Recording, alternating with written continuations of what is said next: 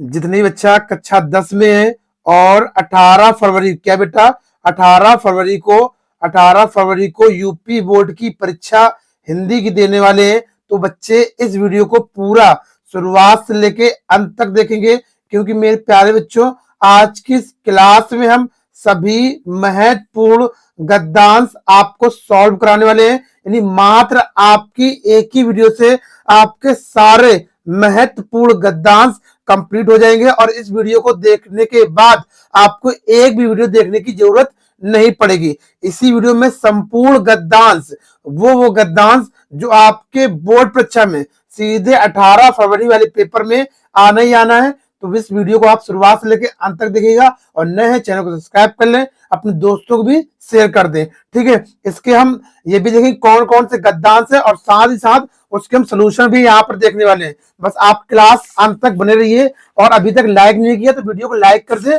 और चैनल को सब्सक्राइब कर दें और अपने दोस्तों से जरूर शेयर कर दें। ठीक है, अभी भी मैं बताऊंगा कि किन किन चैप्टर से आपको गद्यांश पढ़ना और कौन कौन से गद्यांश आपको पढ़ना, जिससे कि आपके भी गद्यांश के जो नंबर होते हैं बेटा वो क्या होते हैं, 6 नंबर। तो आप भी 6 में से 6 नंबर इसको पूरा पक्का कर पाओ और बिल्कुल वो क्या है, बिल्कुल ट्रिक से मैं भी बताऊंगा कि ट्रिक से आपको कैसे लिखना है। ठीक है, जिससे कि आपके एक भी नंबर ना कट पाए। तो देखो बेटा, सबसे पहले हम यहाँ पर सबसे पहला जो चैप्टर आपका सबसे मोस्ट इंपोर्टेंट चैप्टर है वो कौन सा है, मित्रता है। क्या है, मित्रता यानी दोस्ती, आपको पता होगा। तो सब मित्रता में सबसे पहला गद्यांश ये आपका है। मित्रता के लिए ये आवश्यक नहीं है कि दो मित्र एक ही प्रकार का कार्य करते हो या एक ही रुचि के हो, इसी प्रकार प्रकृति और आचरण की समानता भी आवश्यक या वांछनीय नहीं है। दो भिन्न प्रकृति के मनुष्यों को बराबर प्रीति और मित्रता रही है। राम धीर और शांत प्रकृति के थे, पर दोनों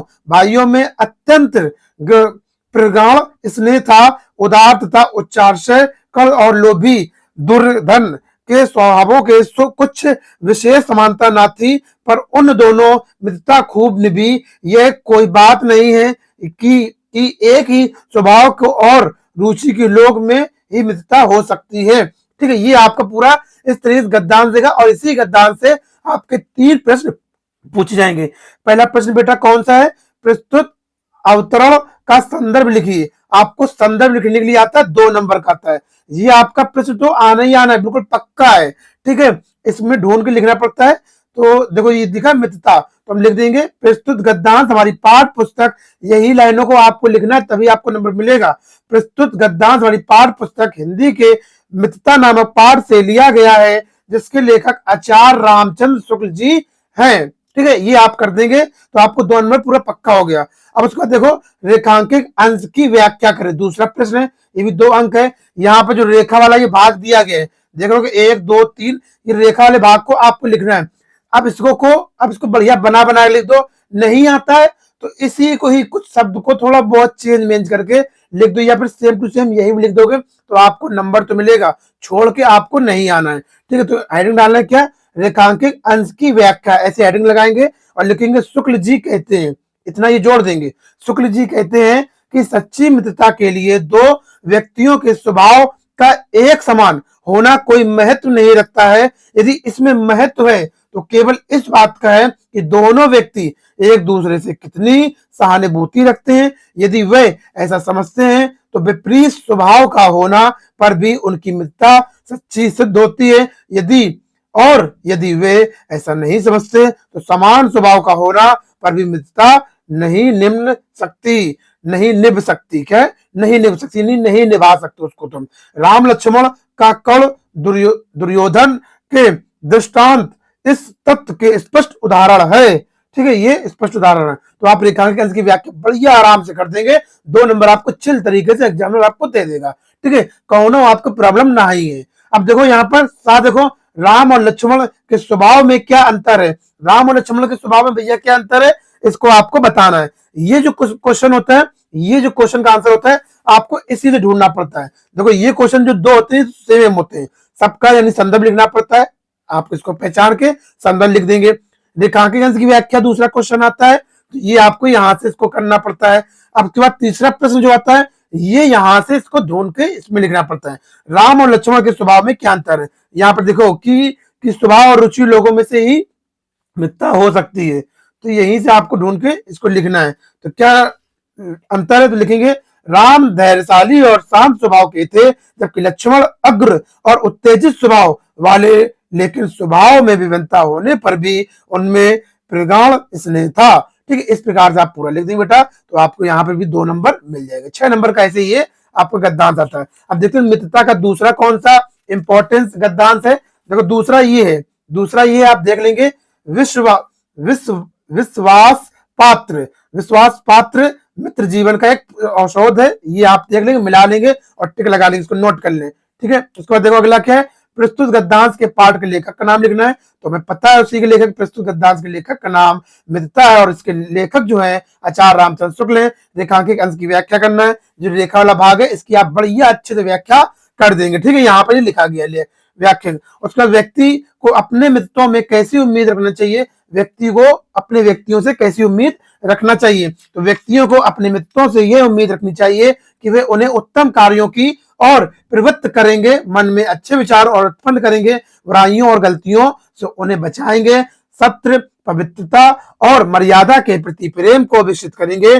सन्न मार्ग पर चलने की प्रेरणा देंगे, तथा निरुत्साहित होने पर उत्साहित करेंगे। ठीक है, ये आपको ऐसे करना है। ये तीसरा प्रश्न जो है वो आपको इसी से ढूंढ के करना पड़ता है, बढ़िया बना के।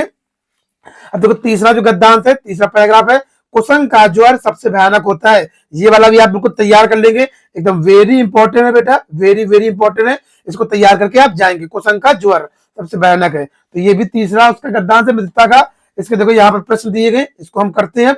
इसको प्रश्न प्रस्तुत आवरण के लेखक का नाम तो पता होगा, मित्रता नाम से लिया गया है और आचार्य रामचंद्र शुक्ल इसके लेखक है। बढ़िया, रेखांकित अंश की व्याख्या आप कर देंगे, हेडिंग डाल देंगे रेखांकित अंश की व्याख्या। उसके बाद युवा पुरुष की संगति के बारे में क्या कहा गया है, तो युवा पुरुष की बुरी संगति उसे अवनति के गड्ढे में प्रतिदिन गिराती जाएगी, और यदि अच्छी होगी तो वह उसे निरंतरता उसकी उन्नति करती जाएगी। क्या बात कही गई है। ठीक है, क्या बात कही गई है, इसी प्रकार से आप आगे बढ़ोगे और देखोगे।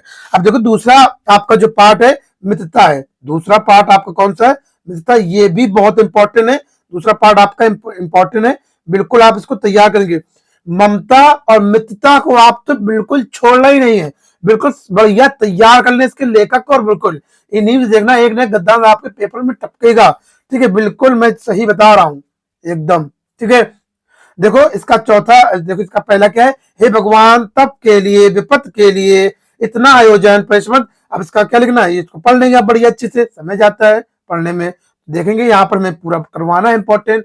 तो उपयुक्त गद्यांश का संदर्भ लिखिए, तो देखो क्या है, उस वही हेडिंग है बट नाम लिख, प्रस्तुत गद्यांश हमारी पाठ पुस्तक हिंदी के ममता नामक, वहां पे हम मित्रता लिख रहे, तो यहाँ पे क्या लिख दिया, ममता नामक पाठ से लिया गया है। इसके लेखक कौन है, श्री जयशंकर प्रसाद जी है।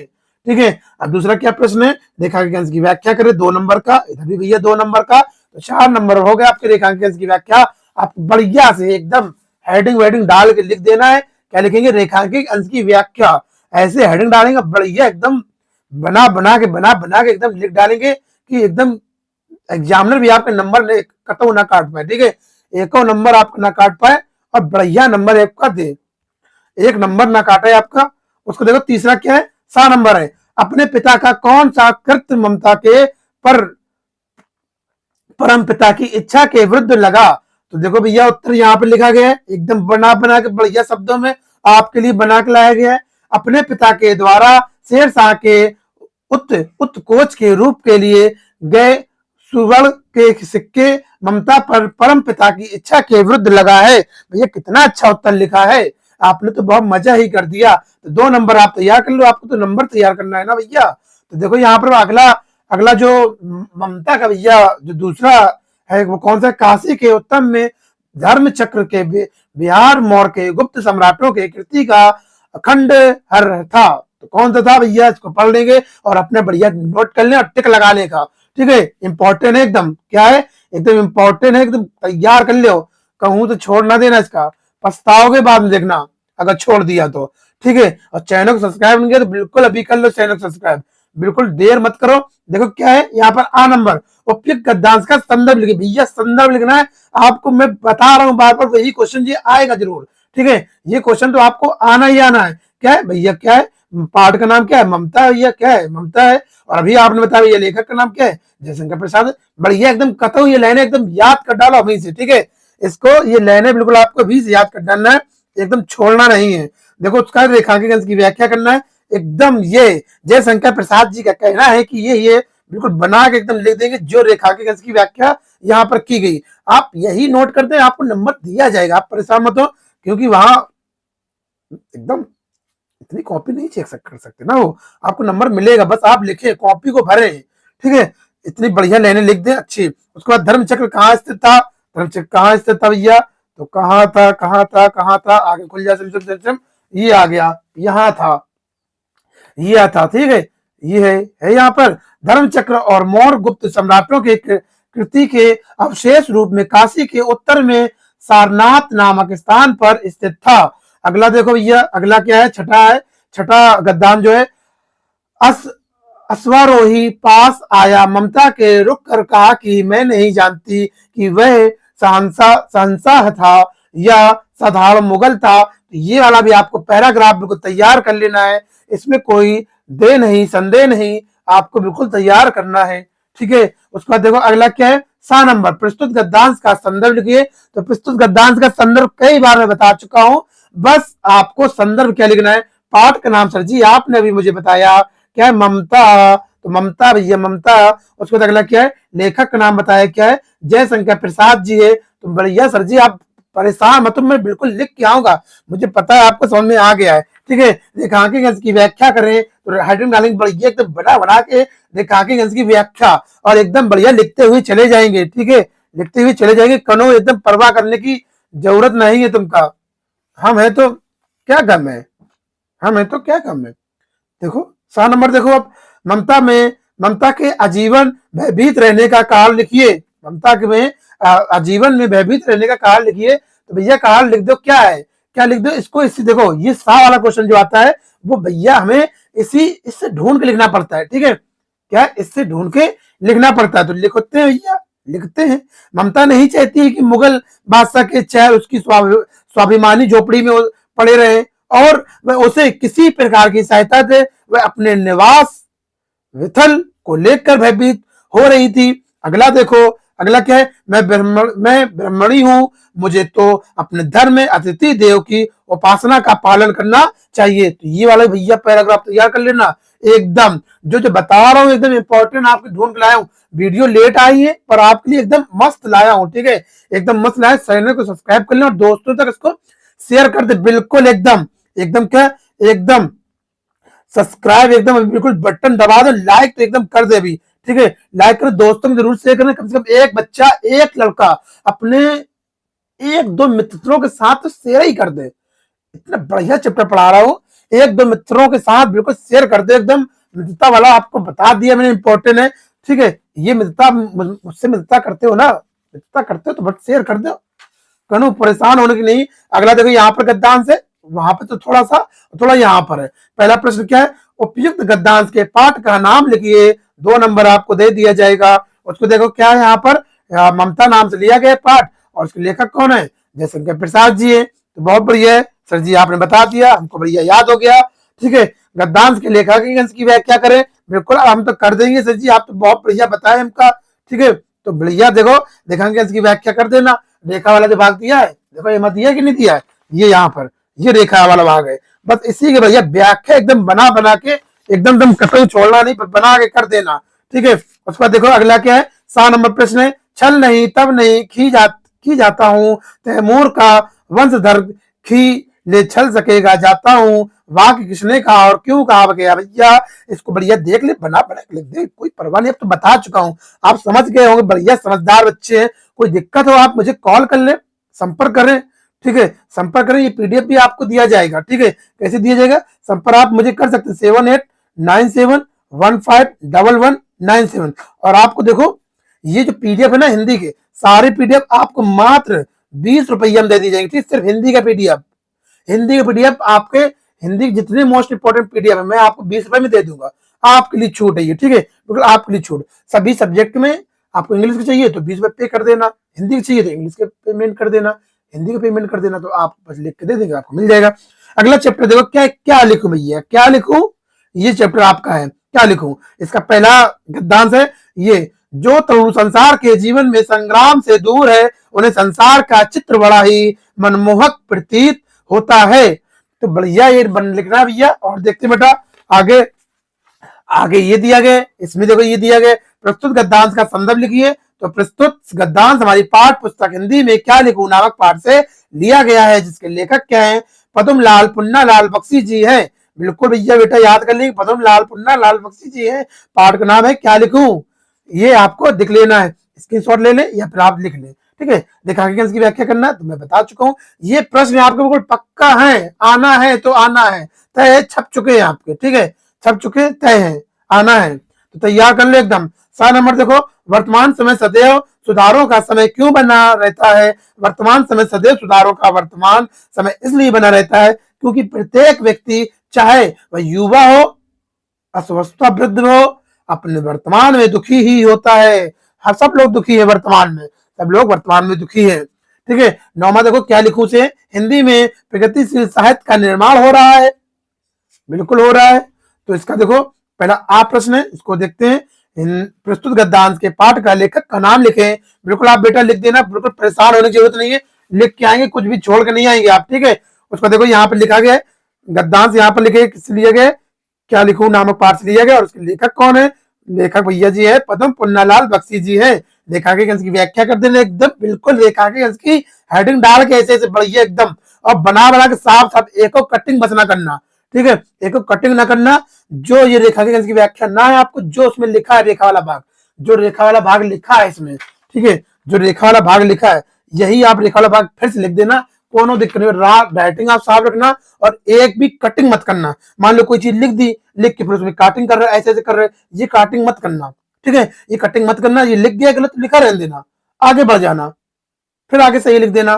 क्या है, कटिंग कर दो तो एग्जामिनर की नजरें वहां पर पहुंच जाती है, आप समझा करो, ठीक है। 7 नंबर देखो, दूर के ढोल सुहावने क्यों होते हैं, स्पष्ट कीजिए। भैया प्रस्तुत आवरण में लेखक का कहना है कि जो कुछ भी आज प्रसंगित है कल वही अप्रसंगित हो जाएगा, और उनमें सुधार की उपेक्षा की जानी लगी, और ये अप्रासंगिकता को सुधार का क्रम जीवन के प्रत्येक क्षेत्र में और साहित्य में भी निरंतर चलता रहता है। भैया आपके पूरे ये गद्यांश हो गए, मोस्ट इंपोर्टेंट गद्यांश हो गए, मैंने करवा दी। वीडियो अच्छी लगी है तो लाइक करें, दोस्तों के साथ जरूर भैया इसको शेयर करें, क्योंकि मेहनत लगती है आपके लिए, इतना मेहनत से सोचते हैं समझते हैं, फिर आप तैयार करते हैं, प्रिंटर से निकालते हैं, तो आपके लिए मेहनत लगती है, ठीक है। इसी प्रकार बने रहिए। अब अगली वीडियो में हम हिंदी के पूरे मोस्ट इंपोर्टेंट जो पद्यांश है वो भी लेकर आऊंगा, हिंदी की मैं एक एक तैयारी में कराऊंगा, और जो जो मैं बता दूंगा बस आपको वही वही तैयार करना है, एक भी पैसा आपको देने की जरूरत नहीं, फ्री कॉस्ट आपकी तैयारी कराई जा रही है। करते रहिए और चैनल को आगे बढ़ाते रहिए, अपने दोस्तों से भी इसको सब्सक्राइब कराते रहिए, और अपने रिश्तेदारों से बिल्कुल एकदम, दोस्त हो या रिश्तेदार हो कहीं भी हो, इसको चैनल को शेयर कीजिए, एकदम शेयर कर दीजिए एकदम, बिल्कुल बिल्कुल लगे कि हाँ मेरे बच्चे, मैं बच्चों के लिए मेहनत कर रहा हूँ, मेरे बच्चे मेरे लिए बिल्कुल मेहनत कर रहे हैं। जैसे मैं उनके लिए सोच रहा हूँ, मैं उनके लिए अच्छे अच्छे क्वेश्चन लाऊं, उसी प्रकार से मेरे बच्चे भी मेरे लिए सोच रहे हैं कि सर जी एकदम, सर जी का चैनल एकदम टॉप पे चले एकदम। तो आप बच्चों बस चैनल को शेयर करें, ज्यादा से ज्यादा इस वीडियो को शेयर करें और लाइक करें, और अभी तक सब्सक्राइब नहीं किया तो भैया सब्सक्राइब भैया जरूर कर ले, ठीक है, सब्सक्राइब कर ले, दोस्तों को इसको जरूर शेयर करें, और मिलते हैं नेक्स्ट वीडियो में, ख्याल रखिएगा, धन्यवाद।